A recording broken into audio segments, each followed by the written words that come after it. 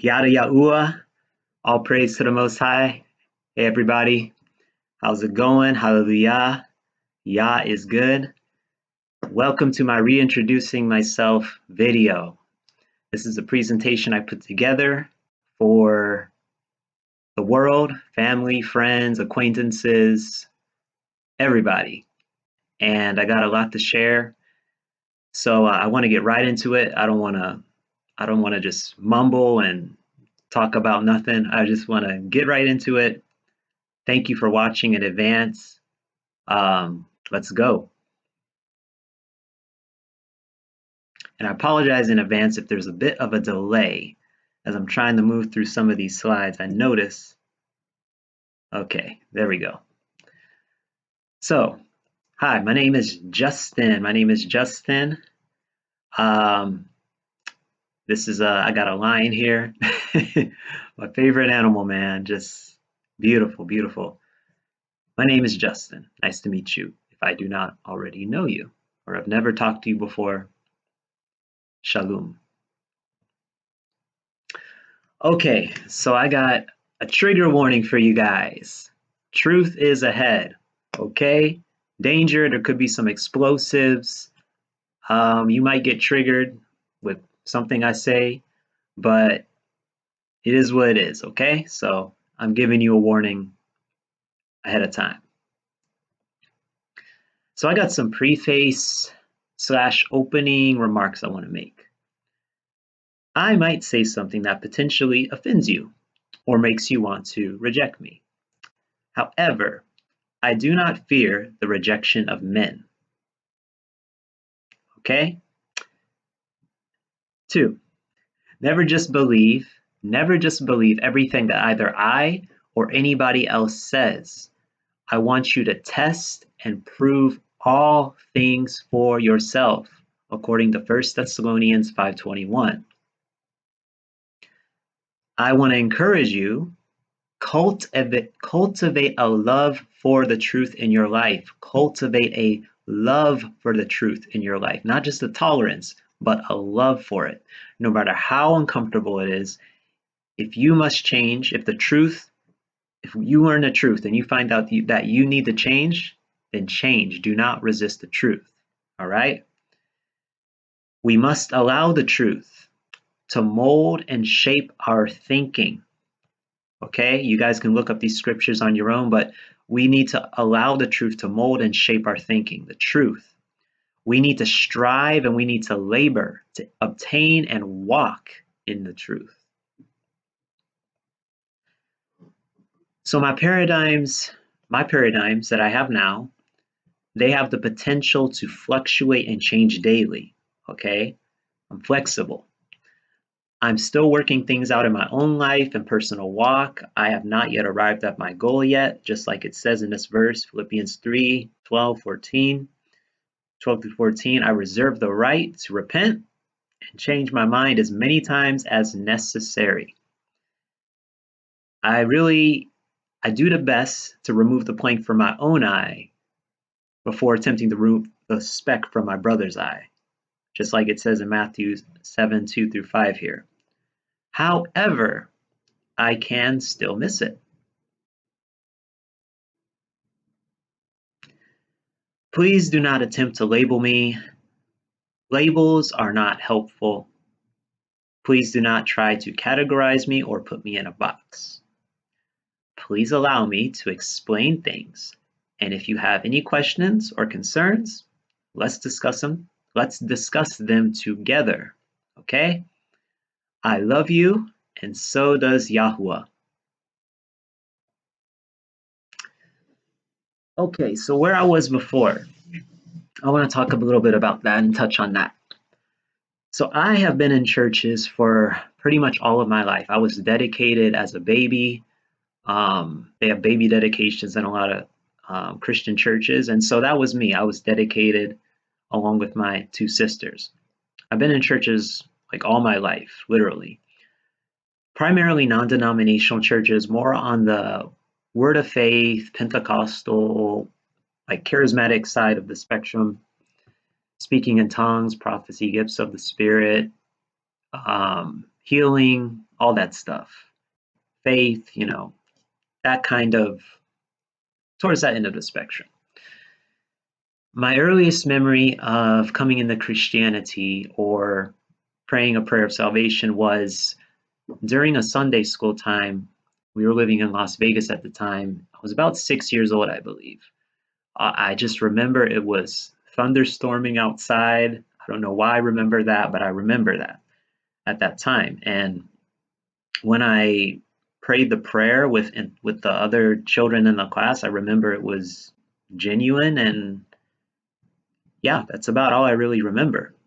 So I'm 36 now, so I've been about 30 years as a Christian. I've always thought of myself as a Christian. My parents are Christian, my sisters were Christian, so it was just natural.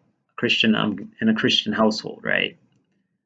I was never drawn to explore other religions, I was never drawn to explore the New Age or explore Buddhism or Islam or any, some people, they like to seek and explore different things. I never dipped into those. I was always I didn't really understand the Bible a lot of my life, maybe until I had an experience where that kind of changed when I was about maybe 16 or 17. But I always had this, this knowing in my heart that the Bible was the truth and it was worthy of respect. And I had a lot of respect for it. I might have not been walking in it and applying the Bible to my life, but I definitely had a lot of respect for it. Respect for the Bible. So recently, last year, there were some big some big changes in my life. So on June 18th, 2023, I made the decision to teach at a Christian school in Osaka, Japan, and I'm still in the process of doing that. But I made the decision to accept an offer to come and teach English in Japan last year. So upon making this decision, I decided that I would leave the grocery store job that I had for about 15 years. I worked in a supermarket for about 15 years. Didn't do anything else, just 15 years straight in the grocery business. So quitting that job and saying yes to come out here to teach in Japan was me stepping out of my comfort zone. I'd always felt like I'd been to Japan before. Had been a couple times before this current time, but this was going to be the longest I'd ever been in Japan, living on my own in a foreign country, in the country. So it was out of, stepping out of my comfort zone, right? So I agreed to leave the US and lived in Japan for about 1 year, one full school year by myself. Coming to Japan in March 2024 is when I came. So it's when I came here and I started experiencing life as a foreigner living in a foreign land. And as I've been here in Japan, I can relate to what YAHUAH said to Abram in Genesis 12:1. It says, "And YAHUAH said to Abram, go yourself out of your land, from your relatives, and from your father's house, to a land which I show you."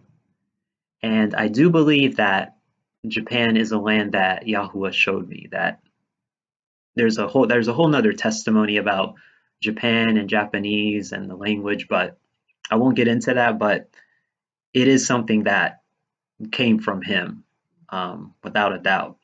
So living in an unfamiliar land as a foreigner, it isn't easy, However, there's challenges. I got stories, but sometimes YAHUAH needs to isolate us. He needs to take us out, isolate us from everything that we're comfortable with and familiar with, so that he can mold our identity as he pleases and shift us and change us And that's what he's been doing. We'll get into that, but let's go on. So there was a shift, okay? Looking back, I can say that coming to Japan in March 2024 served as a catalyst for the next level of my personal awakening, as well as the total recall of my identity. So before I can proceed and talk specifically about what has changed and where I'm at now, my personal awakening, total recall of my identity, like you're probably wondering, Justin, what are you talking about? What are you talking about, bro? Well, I'll get into that. I'll get into that in a second. But first, I need to do two things. One, I need to explain something called code meshing. And then two, I need to make a very transparent yet important statement. So what is code meshing? I'm going to try to break it down for you guys. So this is a definition I found from this website, from this source here.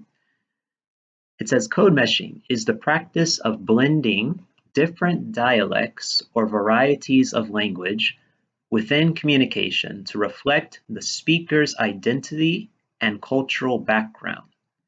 This approach allows individuals to use multiple linguistic styles in a way that enhances their expression and connects with diverse audiences, breaking down the rigid boundaries of language standards. So that's a pretty formal definition. Simply put, code meshing is when you intentionally blend two or more languages together in your communication in order to better express your internal, and external identity and culture. That's kind of my own paraphrase, way of saying it, okay? So I'll give you guys some examples. Example one of code meshing. So I got three things. I'll give you this example here. 100% English. Let's say I say this. I really want to buy that book. I really want to buy that book. Okay, if I was to say it in Japanese, the same sentence, it would be その本がめっちゃ買いたいな。その本がめっちゃ買いたいな. Something like that, okay? If I was to make it, I was to give you the code mesh version, めっちゃ want to buy な、その本が. So do you see how like the English and the Japanese is blended? Okay, here's another example I'll give you. 100% English. After I finish work, I think I'll go for a walk. After I finish work, I think I'll go for a walk. Okay, so now here's it in Japanese, 日本語。仕事が終わってから散歩にでも行こうと思う。仕事が終わってから散歩にでも行こうと思う。Code mesh version. 仕事が終わってから I think I'll go for a 散歩かな. Something like that. So it's when the two languages, they just start to blend with each other, right? This is code meshing. So code meshing with the Hebrew language, I want to get into this a bit. Since coming to Japan, I was led to intensively study the Hebrew language.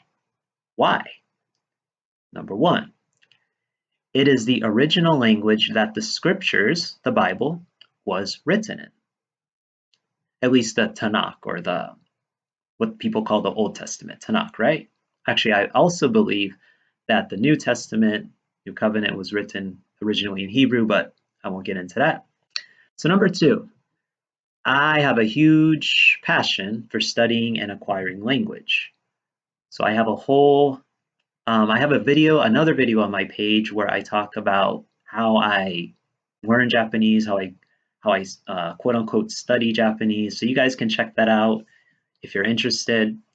But this is something that Yahuwah, the Most High, has given me, just a passion for studying, acquiring language. So that's number two. And then three, I have a huge love and passion for the Bible, the Word.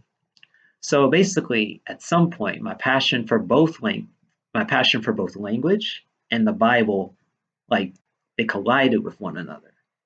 And I realized that it has always been a desire of my heart. I didn't know it, but it's always been a desire of my heart to learn to read the scriptures in their raw, original language for myself. And so this desire was turned into action. It was activated, right? So I need to get into the difference and explain the difference between modern Hebrew and ancient, or what is called Paleo Hebrew, aka also known as Yahudith. And Yahudith is actually, technically, it's more accurate than saying the Hebrew language. I won't get into semantics, but I might say Hebrew, I might say Yahudith, I might say Paleo Hebrew. So I'll kind of use those interchangeably, but just so you know what I mean. So simply put, there is a difference between the modern Hebrew language that is used in the current Palestinian Jewish state of Israel, and the ancient Paleo Hebrew that was used throughout the Old Testament, the Tanakh, prior to Yasharal and Yahudah being taken into captivity and scattered. And if you don't know, in English, they translate, in KJV, they say, they translated Yasharal into Israel and Yahudah into Judah, but I use the original ancient names. So anyway, so yes, I'm going to talk about the difference here. So let me show you guys what I mean. Okay, so we have modern Hebrew. Now you guys can see it here. I'm sure you have seen, I know it's kind of dark here, dark and ominous, but so it looks like this, right? You have these, you've probably seen these on somewhere before. These letters were adopted during the Babylonian exile in 597 BC. Modern Hebrew uses vowel points, these things. So do you guys see, you can see these like dots and these marks kind of here, and they have kind of some fancy stuff there, but they use these marks, right, called nikud, to change the sounds of the letters. Some letters are silent or unpronounced. So in modern Hebrew, you have some letters that you just don't pronounce. You like see it and it's like there, but you don't pronounce it. It's weird. Also, you have added letters and sounds such as O, E, V, and you guys may have heard a lot of, if you hear modern Israeli Jewish, what they call Hebrew, but it's not really Hebrew, but if you listen to it, you'll hear that that throaty, like it sounds like a Eastern European Russian, that something I can't do it. It's kind of funny, but yeah, there's none of, so that's the modern Hebrew, right? You have the letters they added, sounds they added, they change sounds, and that's what that is. Ancient Paleo Hebrew, or Yahudith, looks like this. So this is something that I wrote. I was as I was learning, I wrote this down on some paper during class one day, and this is modern, not the modern. I'm sorry, the ancient Paleo Hebrew. So these kind of letters, these letters you will find on archaeological evidence. They have been used since Noah and the flood, in the time of Moses, the kings of Yasharal, King David, etc. There are only 22 symbols. So if you count these, there's 22. No vowel pointing system is needed. Okay, so all of these letters have a sound, and they have a vowel sound that is inherent, or they come with their own vowel sound, basically. So you don't need the nikud, you don't need those dots and that nonsense. Each symbol represents a picture or a concept. So, for example, this symbol, this is ma'im. So, sorry, ma'im. So ma'im is water, and it has other meanings too, but basically water. This symbol means like side. This symbol means connect. Dalah. This is door. So they look primitive, but they're actually very deep. They have a whole concept and they tell a whole story, and they have many attributes. Very fascinating. Each symbol in ancient Paleo Hebrew, each symbol is always pronounced the same. So each symbol is going to have one sound only, not three, not four, not two, one. So this is ah, ba, you get your ga sound, da, the H sound, the U sound, and so forth. And I'll give you a chart a little bit later. I have a chart I'll show you guys a little bit later. And in Yahudith, ancient Paleo Hebrew, there are no silent or unpronounced letters. All letters have their own unique sound.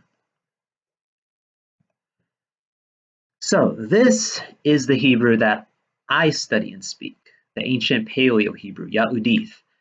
I reject that confusing modern Hebrew vowel point system.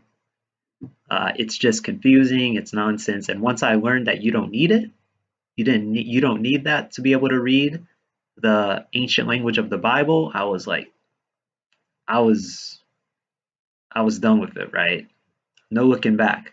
So I can read modern Hebrew for study purposes, but I primarily work with the Paleo Hebrew. I'm sorry. Wrong button there. So I'm striving to acquire and restore the ancient tongue, or in Hebrew, or we'd say halashun kudam.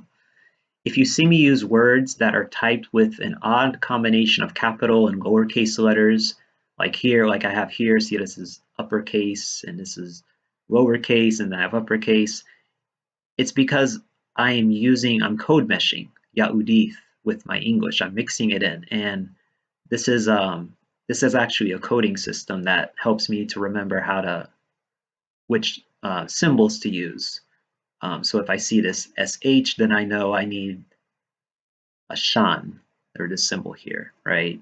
And then when I see the L, then I'm like, oh, I need this, then this symbol, right? So it's for a reason. It's intentional coding system. They are not typos, and I just wanted to mention that. You might be like, wow, this brother's typing's weird. So, well, Justin, man, why do you need to do this code meshing thing? Come on, like, why are you trying to make things more complicated? So there's three primary reasons, okay?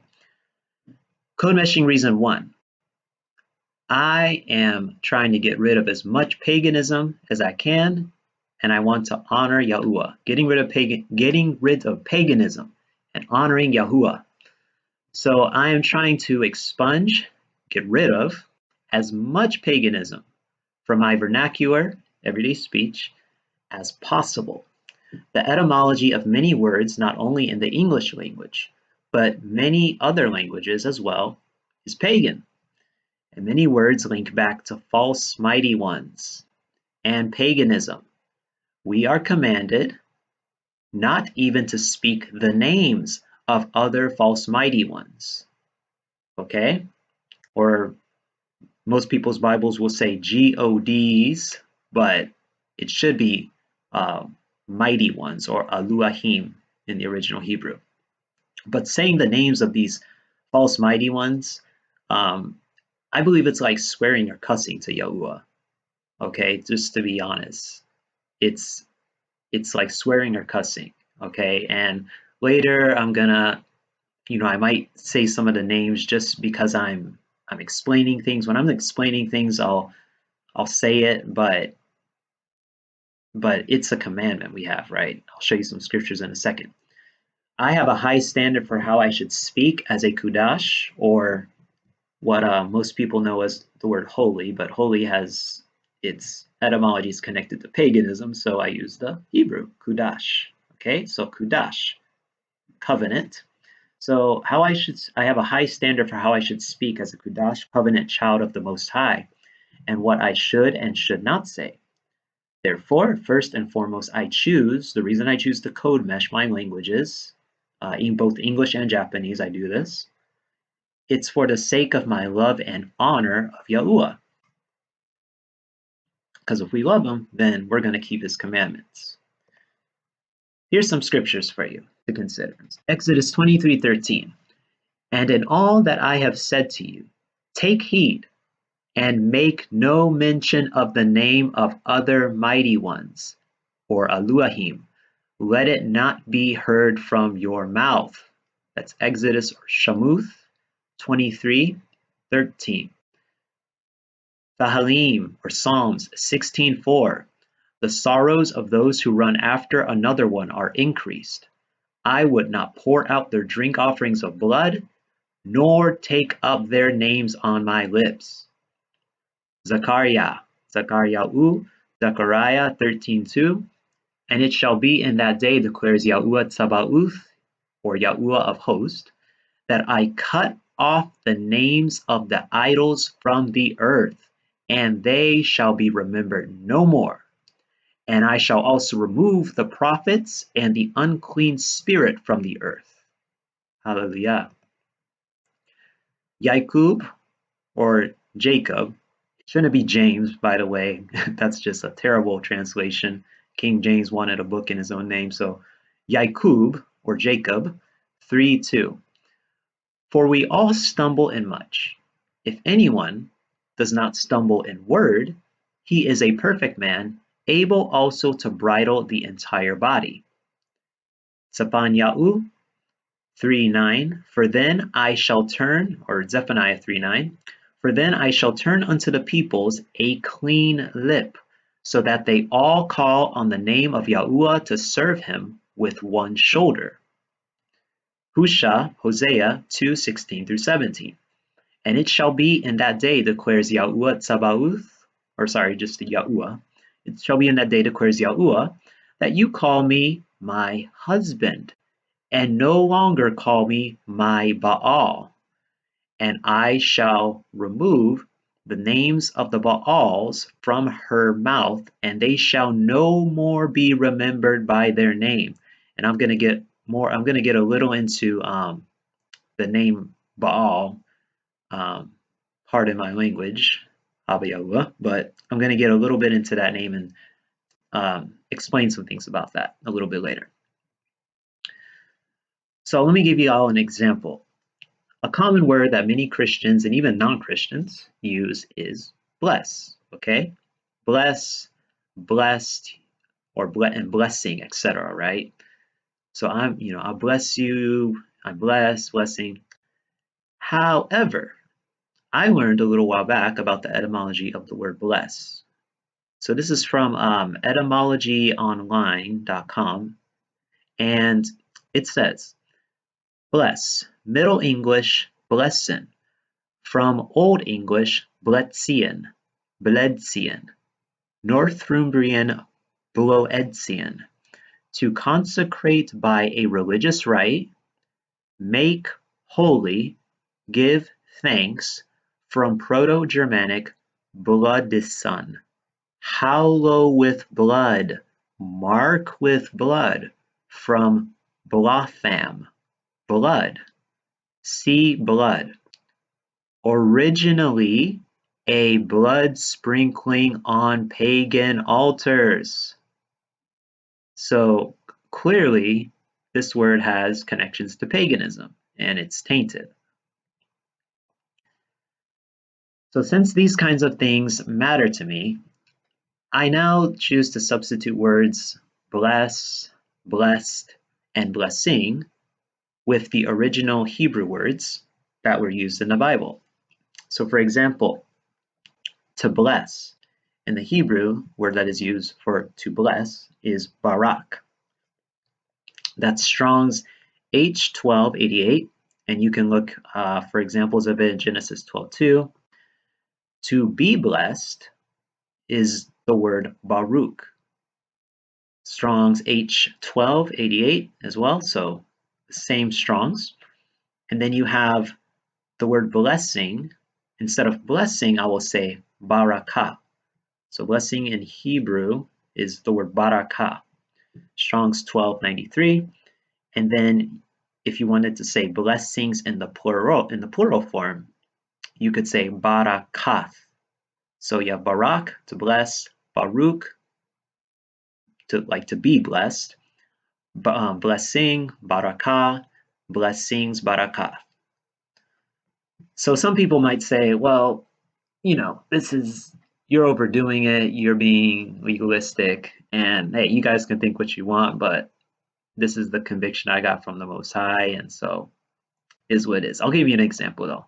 So the word barak in Hebrew basically means to uplift, to bend the knee. The Hebrew symbols, so these Hebrew symbols here, you have Beth, Rash, and Kap. So these three Hebrew symbols literally communicate you're putting your hand upon somebody's head, because this first symbol here is upon, means like on. This symbol means head, and this symbol is like palm of the hand. So it's a picture of putting your hand upon somebody's head and uplifting them with words of promise, prayer, or prophecy. So therefore, I will usually say something like this in prayer. For example, Abba Yahuwah, I thank you for this new day, and I praise and I barak your Kudash name. Okay, and again, Kudash means placed apart. I don't like to say set apart because, again, the word set, that there's an Egyptian deity named Set. It's just a bunch of nonsense. So I'll say placed apart or separate, right? So I barak your Kudash name. Okay, so code meshing reason number 2 is strategic language it's a strategic language acquisition technique. So I am relearning the ancient tongue of my ancestors, and code meshing is an effective and proven language acquisition technique for those who are trying to become bilingual or trilingual, polyglots, those polyglots, people who speak multiple languages. It really is a strategic language acquisition technique. And by the way, there's a difference between learning a language and acquiring it. And I won't get into that, but that's the second reason I code mesh.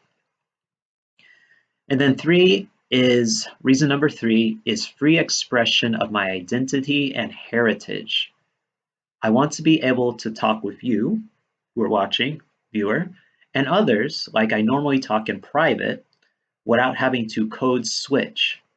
So code switch is where you basically completely change the way that you normally speak because you're talking to somebody, you're in a certain setting and you change the way you normally speak. And how I'm talking now is how I normally speak, right?